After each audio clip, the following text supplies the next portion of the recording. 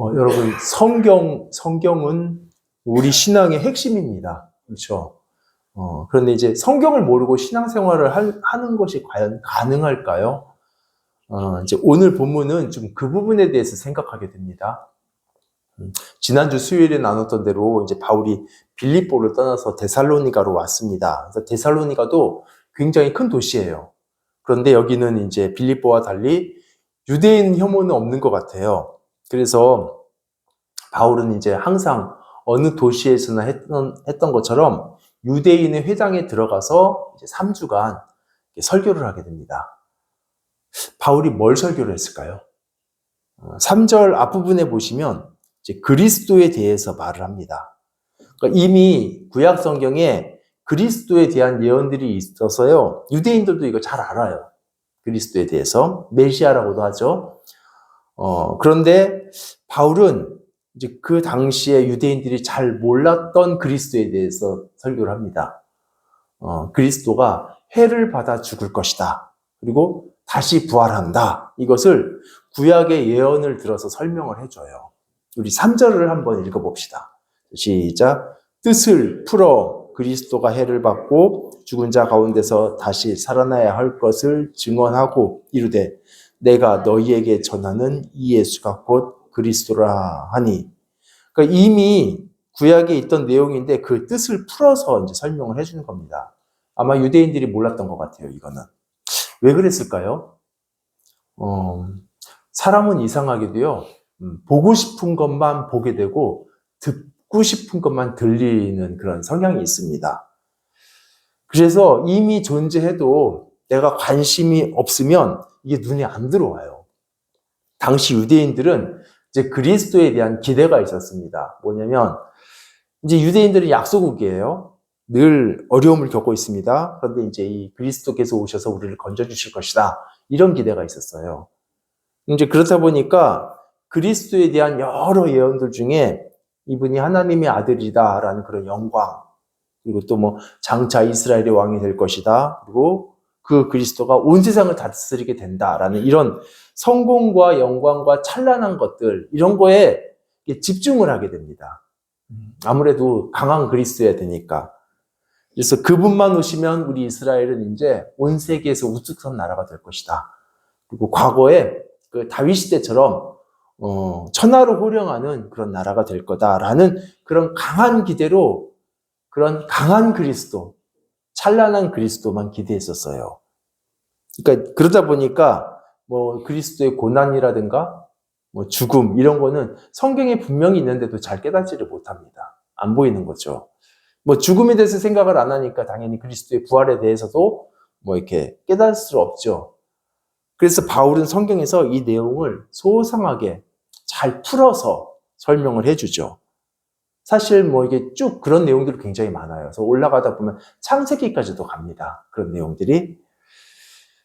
그리고 그렇게 그리스도께서 해를 받고 죽으시고 부활하실 건데 그 그리스도가 바로 예수였다. 이 얘기를 해주는 겁니다. 여기서 여러분하고 나누고 싶은 건 뭐냐면요. 유대인들은 성경을 굉장히 잘 알아요. 랍비들은 외우기도 합니다. 성경을. 그런데 이제 보고 싶은 것만 보는 그 마음 때문에 진리를 충분히 이해를 못하는 거예요. 우리도 그럴 수 있잖아요. 그래서 그리고 이렇게 내가 편향되게 이렇게 본문을 선택하고 마음이 닫혀 있으면 사실은 성경을 뭐 옆에 둔들 아무리 외운들 못 깨닫는다는 거죠. 근데 이제 문제는 뭐냐면 이 데살로니가에 있는 유대인들의 경우는요. 이렇게 마음이 닫혀 있는 게 너무 심해서 그런지 뭐 모를 수 있잖아요. 근데 바울이 이게 설명을 해줬는데도 이게 봐도 새로 고치려고 하지는 않습니다. 그래서 바울의 설교를 듣고 이 경건한 이방인들은 복음을 받아들입니다. 그런데 정작 유대인들은 끝까지 거부를 해요. 그래서 십자가에 달려 죽은 예수라는 분, 그들 생각에는 실패자 예수예요. 십자가에 달려 죽었다는 건 실패자입니다.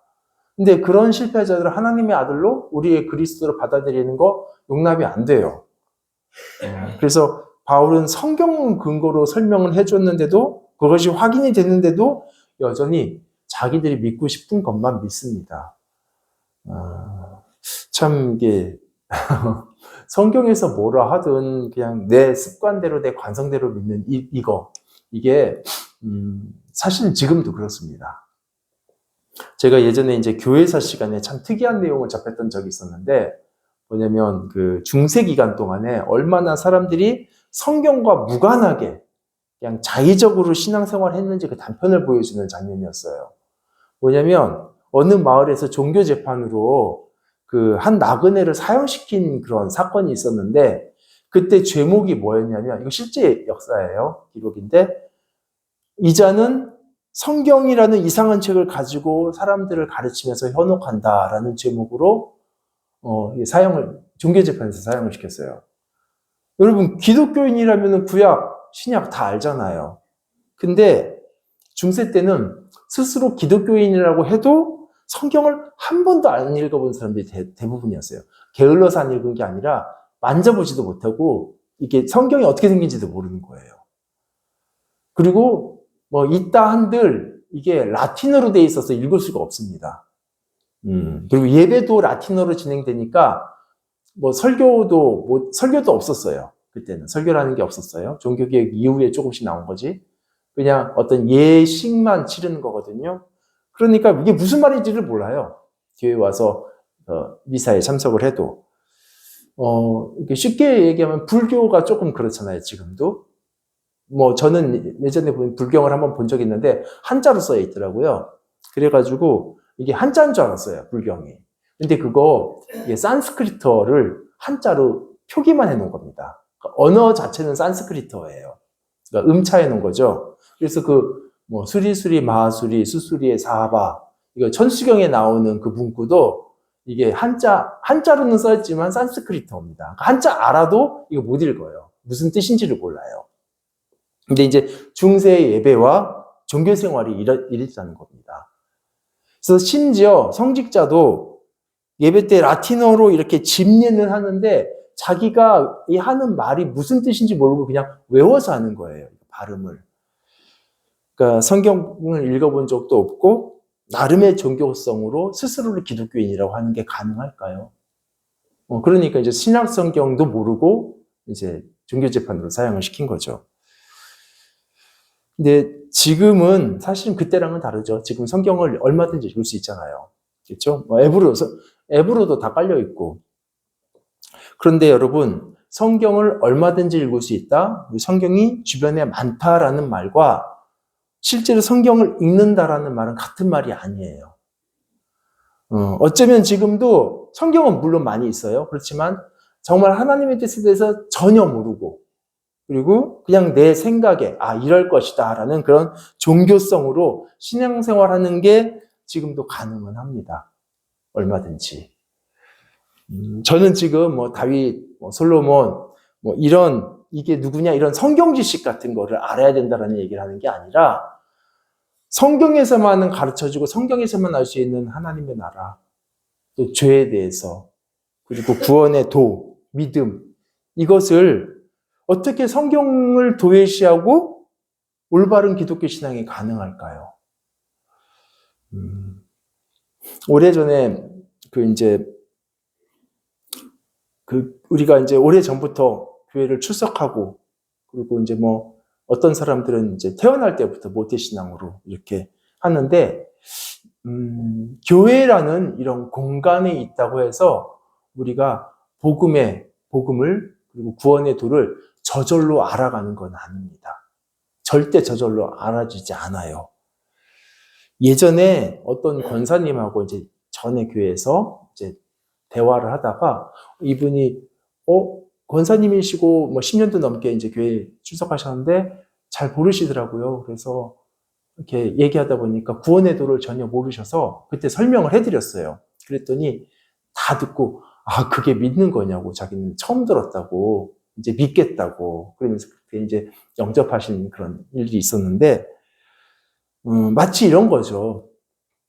우리가 그 지스트라는 학교 안에서 10년을 산다고 해서 뭐 예를 들어서 뭐 푸리에의 급수라든가 라플라스 변환 이런 거를 저절로 알아가지는 거 아니잖아요.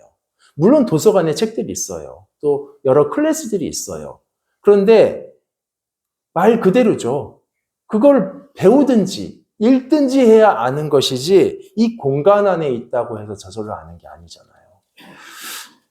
사실 마찬가지로 교회라는 공간 안에 들어온다고 해서 저절로 성경을 알게 되는 건 아닙니다. 그런데 이제 사실 조금 제가 안타까운 거 하나는 대부분의 지금까지 목회를 오랫동안 했으니까 제가 겪었던 대부분의 교회들의 많은 성도님들이 주일날 그 딱 40분 설교 듣는 거 말고는 성경에 대해서 아는 바가 전혀 없다라는 거죠. 일주일간 쌓인 먼지를 주일날 털어서 가져오는 정도라는 거죠. 만약 이런 상태라면 1년이 지났어요. 2년, 3년, 10년이 지나면 이제 어떤 게 생기냐면요. 나는 복음에 대해서 잘 알아라는 이런 착각이 더 깊어지게 됩니다. 오래되기 때문에. 그래서 중세에 종교 재판을 했던 사람들이나 이 사람들은 자기들이 얼마나 종교적이라고 생각했겠어요. 재판까지 할 정도니까. 또 데살로니가의 유대인들 사실 같은 맥락이에요. 본인들은 하나님 믿는 사람이라고 생각하지만 정작 하나님의 뜻과 전혀 무관한 배제된 말씀과 상관없는 자기의 생각, 전통, 습관 따라서 그냥 관성이에요, 이건. 그리고 신앙이 아니라 종교 생활입니다. 어쨌든 대다수 유대인들은 복음을 거절했지만 근데 여기서도 이방인들은 받아들였어요. 이제 4절에는 이들을 경건한 헬라인 이렇게 표시를 했는데 이제 그 의미는 유대인으로 귀화한 건 아닌데 이 사람들은 회당에도 참석하고 그리고 여호와 하나님께 기도도 하는 그런 믿음을 가진 이방인을 경건한 이방인 이렇게 불렀습니다. 그러니까 여기 데살로니가는 그리스 지역이니까 헬라인이라고 하겠죠. 이제 이 사람들은 복음을 들었어요. 그리고 바울을 따라요. 자, 과거에 회당에서 유대인들 입장에서요. 자기들한테 지도를 받던 사람들이 이제는 바울을 따르니까 시기심이 생기겠죠. 그래서 이제 어떻게 하냐면 시장의 불량 배들을 동원합니다. 본문에 나오죠. 선동을 하고 바울을 찾아요. 못 찾으니까 이제 바울을 따르는 야손을 끌고 가서 거짓 고발합니다. 야손이라는 이름이 유대인 이름이에요. 그러니까 아마도 유대인들 중에도 소수는 복음을 받아들인 것 같아요. 자신들도 믿는 성경을 근거로 말했는데 그리고 그게 확인이 됐는데 그걸 굳이 거부하기 위해서 깡패까지 동원한다는 거는 이거는 진리가 뭐냐가 별로 안 중요한 것 같아요. 내 습관을 따르기로 작정한 겁니다. 이건 무서운 겁니다. 물론 이제 모든 유대인들이 이 데살로니가에 있는 유대인들하고 똑같지는 않아요. 그래서 대주되는 사람들이 있는데 이제 베레아에 있는 유대인들은 좀 다릅니다. 그래서 이제 어쨌든 테러를 피해서 바울 일행이 밤에 베레아로 갔어요. 한 이틀 걸렸을 거예요. 70km니까.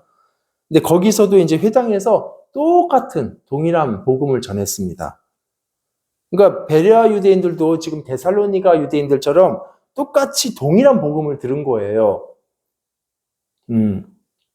그러니까 이 사람들에게도 당연히 그리스도가 해를 받고 죽는다는 것 좀 이렇게 새로웠겠죠. 평소에 생각 안 했던 거겠죠. 부활의 내용 이것도 처음 들었겠죠. 이런 게 있었구나 성경에. 근데 이들은 이거를 배척하는 게 아니라 정말 그 말이 맞는지 아닌지를 성경을 찾아봐요. 직접. 그냥 그렇다니까 믿는 것도 아니고 그렇다는데 그냥 배척하는 것도 아니고 기준인 성경으로 돌아갑니다. 성경을 계속 상고를 합니다. 우리 11절을 같이 읽어보겠습니다. 자, 시작. 베레아에 있는 사람들은 간절한 마음으로 말씀을 받고 그것이 그러한가 하여 날마다 성경을 상고함으로 그것이 정말 그런가 해서 성경을 상고하는 건 정말 중요한 거죠. 누구든 처음에는 다 모를 수 있어요. 어떻게 그럴 수 있잖아요. 그런데 하나님이 말씀이 딱 확인돼서 이렇게 받아들이는 것과 그냥 그럼에도 불구하고 무작정 관성을 유지하는 것은 전혀 다르죠. 예. 그래서 우리는 이걸 보면서 우리 스스로를 좀 돌아봐야 됩니다. 하나님의 말씀에 근거해서 우리가 신앙생활을 지금 하고 있는 것인지 아니면 그냥 기본기로 그냥 이럴 거야 라는 종교적 상식과 경험으로 그냥 아는 것을 반복하고 있는 것인지 사실 우리가 해오던 거가 이게 진리와 상반된 것이었다. 이게 이제 확인되면 굉장히 혼란스러운 건 맞아요. 저도 그럴 것 같아요. 왜냐면 내가 했던 것들 과거가 전부 부정당하는 것 같잖아요. 근데 여러분 절대 그렇게 생각할 필요 없습니다. 교회도 그렇고요. 개인 신앙생활도 그렇고요. 우리가 하나님을 딱 믿으면 그 믿는 순간 모든 것이 다 완벽하게 딱 해결되는 게 아니에요. 믿는 순간 인제 시작입니다. 인제 시작이에요. 엄청 많은 오류들 투성인데 이제 믿음으로 하나님을 믿음으로 이제 시작하게 된 거예요. 그래서 앞으로의 그런 삶, 교회도 마찬가지고 개인의 시장도 마찬가지고 계속 고쳐나갈 것들이 하나씩 하나씩 계속 보이는 거라고요. 그래서 이게 보일 때마다 내 과거가 부정되는 게 아니라 하나님께서 하나씩 고쳐주시는구나 이거예요. 그래서 그런 면에서 우리가 성경을 기준으로 계속 나 자신을 비춰가면서 진리에 맞춰가는 거 굉장히 중요합니다. 그래서 성경을 확인하는 베레아 성도들의 태도는 우리도 이제 본받을 만한 중요한 거예요. 혹시 제가 설교를 하다가 제가 실수로 말씀을 왜곡할 수도 있잖아요. 그렇죠? 또 나쁜 마음으로 여러분을 이렇게 호도에서 잘못 끌고 갈 수도 있잖아요. 그럴 수 있어요. 그랬을 때 여러분 어떻게 할까요? 그냥 끌려가실 거예요? 성경을 보셔야 되잖아요. 정말 그런지. 제가 예전에 사역하기 전에 학생 때였네요. 청년 때. 저희 지도하시는 목사님께서 그런 말씀을 하셨어요. 여러분들은 제가 맘만 먹으면 다 이단 만들 수 있어요. 왜냐면 성경을 한 번도 안 보잖아요. 그러시더라고요, 저희한테. 그때 좀 충격이었어요. 여러분, 우리가 성경을 중심으로 신앙생활을 합시다. 끝으로 한 가지만 나누고 마치겠습니다. 오늘 본문을 보면 좀 복음이 약간 무력한 거 아닌가라는 생각이 좀 들어요. 그러니까 바울의 선교 역사가 마치 좀 실패의 역사 같습니다. 왜냐면 보세요, 데살로니가에 왔어요. 근데 뭐 유대인들이 소동 일으키니까 뭐 해보지도 못하고 밤에 쫓겨갔습니다. 그리고 베레아에 가서 또 복음을 전했더니 그걸 알고 또 와서 또 소동을 하니까 또 배 타고 아테네로 가요. 그러니까 뭐 아무것도 대항을 못하고 그냥 오면 도망가고 오면 도망가고 뭐 제대로 되는 게 없습니다. 오히려 대적자들 입장에서는 성공한 거잖아요. 갈 때마다 그것을 물리쳤다고 생각할 테니까.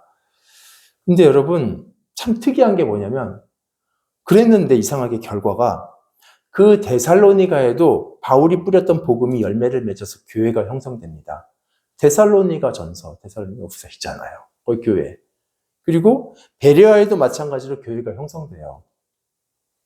이상하죠. 만약에 그 데살로니가에 대적자들이 없었다면 바울이라면 아마 거기에 큰 도시였기 때문에 오랫동안 사역을 머물면서 했겠죠. 그런데 이 대적자들 때문에 이리저리 쫓겨다니면서 그냥 복음이 이리저리 더 확산이 됐습니다. 만약 그들 때문에 복음이 데살로니가에만 머물지 않고 베레아로, 그리고 아테네로, 그리고 고린토스까지 흩어져요. 그러니까 복음은 불꽃 같아요. 그걸 끌려고 빗자루로 흩으면 뭐 사그라지는 것 같은데 이게 여기저기 튀어가지고 여기저기서 더 큰 불이 돼요. 그러니까 생명이 있어요, 복음은. 씨앗처럼 떨어지면 거기서 또 생명이 생깁니다. 그래서 사실은 뭐 우리가 복음이 결국 승리한다라는 것은 뭐 정치적으로 우리가 잘 대응을 하고 잘 대처해서가 아니라 복음 자체가 생명이기 때문에 그래요. 어디로 떨어져 가든. 그래서 이런 결과를 보면서 우리가 가끔 이해하지 못할 그런 어려움들이 있을 때 낙심할 필요는 없는 것 같습니다. 하나님의 일하심은 그 사역자들의 헌신을 통해서도 이루어지지만 대적자들의 그런 방해까지도 사용을 하셔요. 그런 전능한 하나님의 손길 안에 있기 때문에 교회는 어려움 당해도 낙심할 일이 아닙니다. 물론 이 말을 오해하시면 안 돼요. 하나님은 악에게 방해한다고 해서 방해를 받지 않고 오히려 그 악조차도 선한 방식으로 사용하실 수 있다. 그 의미지 뭐 대적자들의 악행도 하나님의 일에 동역한 거니까 잘한 거다. 그런 뜻은 절대 아닙니다. 모든 사람은 자신의 행동과 삶에 책임을 져야 됩니다.